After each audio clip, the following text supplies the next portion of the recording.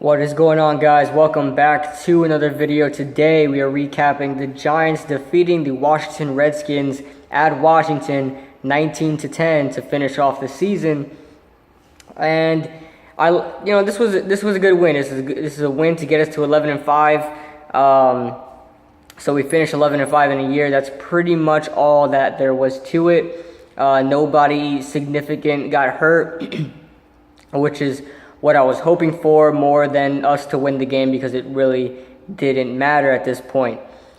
But I heard John Jerry got hurt, but he got back in the game, so I don't think no one really got hurt that's gonna hold us back in the playoffs. So that's a good thing.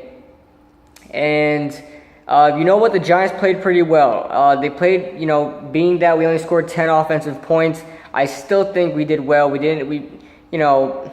I just think it was kind of different because we were able to run the ball very, very well. And passing the ball, Eli hasn't been throwing, and this is like probably the fourth or fifth game now that Eli has thrown under 200 yards, and it sucks, but hopefully he gets better in the playoffs. And you know what? If Eli throws the ball, 20 to 25 times, gets about 200, 250 yards, I'm okay with that as long as we're running the ball effectively. That means we're running the ball effectively. And we did that. We had 40 in total. We had 40 carries for 161 yards. If you take away Sterling Shepard's rush, I don't know if I didn't watch the game, by the way, guys. I was listening on the radio because I was at a New Year's party. So I was listening on the radio, but he got Sterling Shepard a rush for 7 yards. It was probably an end around. I'm going to take that away because I really don't like to include quarterbacks and wide receivers when it comes to rushing. So 39 carries for, I really suck at math, guys. 39 carries for 150. Hold on, 160. 154. All right. 39 carries for 154 yards. That is not bad at all. That's right about 4.0 yards per carry.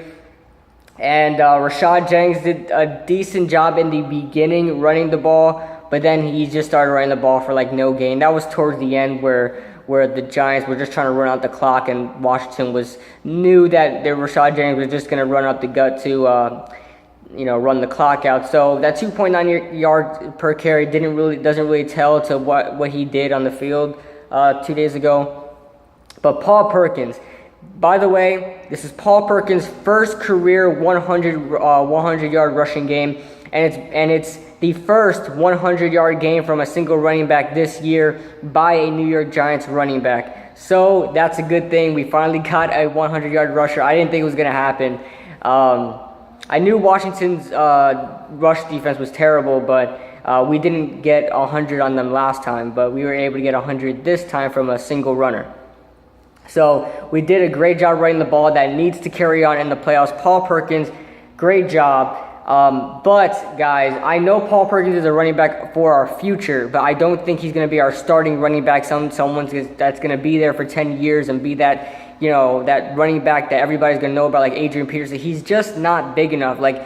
And that's not hating on the guy whatsoever, because, I'm a small guy and I was a running back, but I would like to think that a small guy could really lead a team like that. But his pass protection is absolutely terrible. That's something he really needs to work on. He could bulk up. That's something he could always do.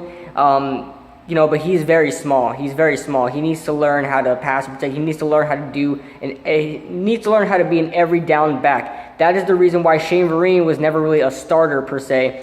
He's a very good running back. There's just some things that he struggles at doing. He's more of a scat back than anything. I see Paul Perkins as the same way. I see him like a Darren Sproles. Darren Sproles can kill you in the passing game, the rushing game, and special teams, but there's some that you just can't rely on him to be your starting back. That's how I see Paul Perkins.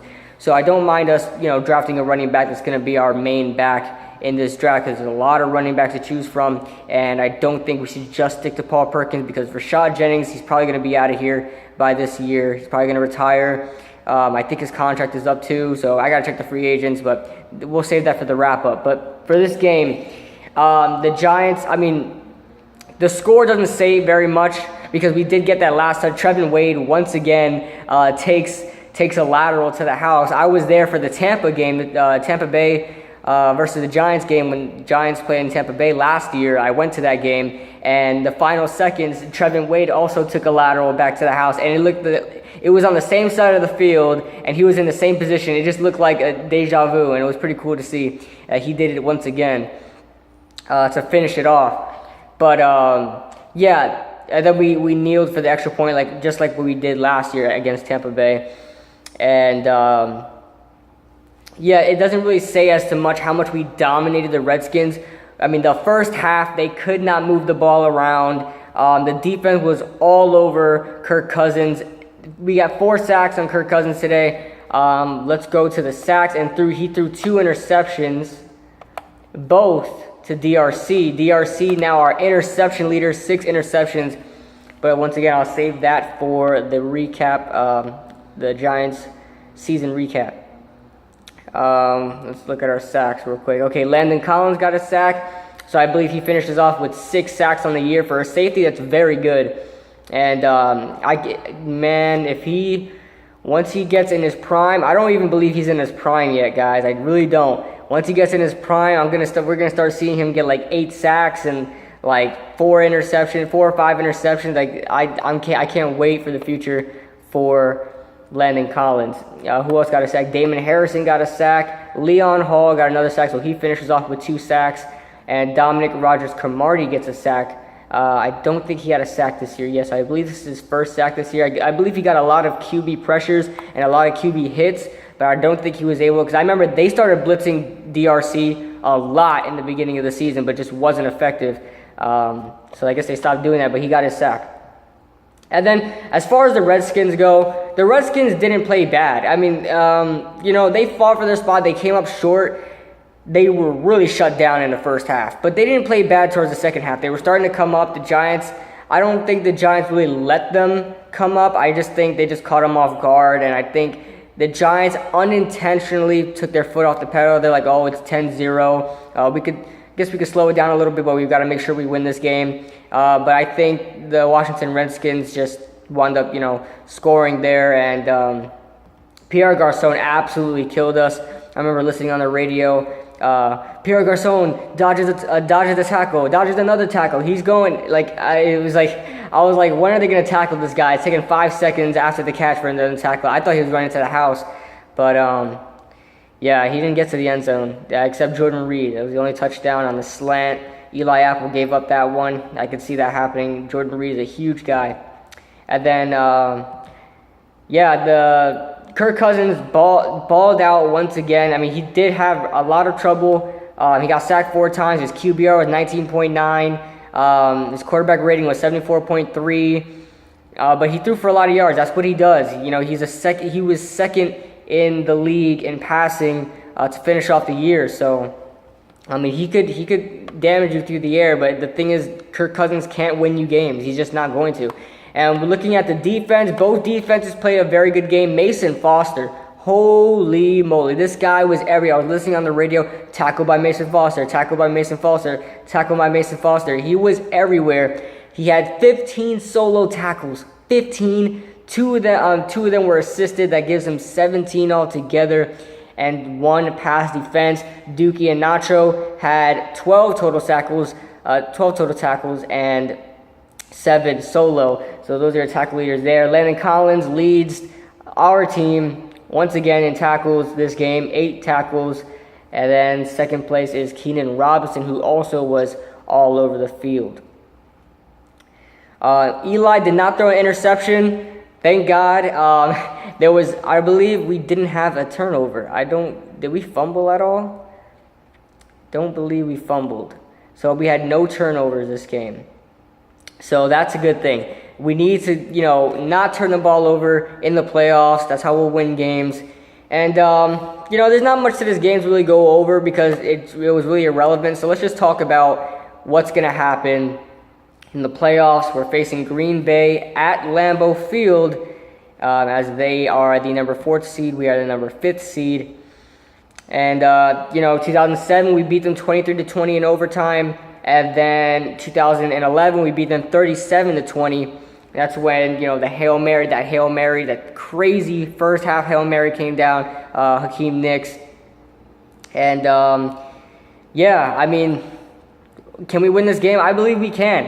In my prediction that's coming out tomorrow, that'll be out tomorrow, I think we can win this game. I don't see why we shouldn't. Green Bay is, I guess, on fire. I mean, but we played them at Lambeau earlier in the year, and that's when we were at our low point, when we lost 3 in a row. That was one of the losses. That was probably our lowest point of the year. We just couldn't score points, and our defense was actually allowing a couple of points. I mean, they allowed 29. No, I believe there was a kick return on that Washington game. So 22 against Washington, and then 23 against Green Bay, and 24 against the Vikings. But then that's when the Giants defense started balling out, absolutely balling out. And the offense kind of stayed the same, but I think we could win this game, guys. Our defense is going to, show us the, how to win the game. They're going to win the game for us, definitely. I don't think the offense is going to win the game for us, but we just have to rely on the defense not allowing too many points to allow our offense to score just enough. We need to make sure Aaron Rodgers stays in the pocket. We cannot let him beat us with his legs, because if we do that, he's very potent in both sides, both ways of the ball.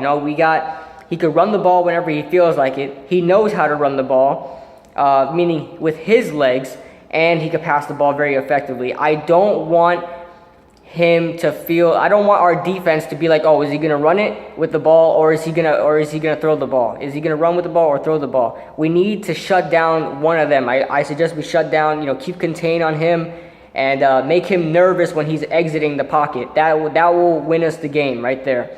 Janoris Jenkins should be back. They rested him in this Washington game. Odell Beckham should ball out. That Green Bay secondary is terrible, absolutely terrible. And I'm hoping Eli gets some revenge, avenges himself here, because we're facing a terrible secondary. Our wide receivers are very, very good. We just need to capitalize on the weaknesses on our opponents. So, yeah, that's pretty much it, guys. Let me know what you guys think in the comment section below. Pretty good game we had, 19-10. Washington Redskins lose, and it sucks for the Redskins because they could have got to the playoffs with this, and we didn't even play with Odell Beckham that much. We didn't play with Janoris Jenkins that much. JPP was out, and that's sad. But that shows that the Redskins didn't deserve to make the playoffs. But yeah, let me know what you guys think in the comment section below, and I'll see you guys tomorrow with a video. Then tomorrow I'll make another video, starting with I'm gonna make a video on the rigging situation, guys. You'll hear what I have to say. But yeah, see you guys in the next video.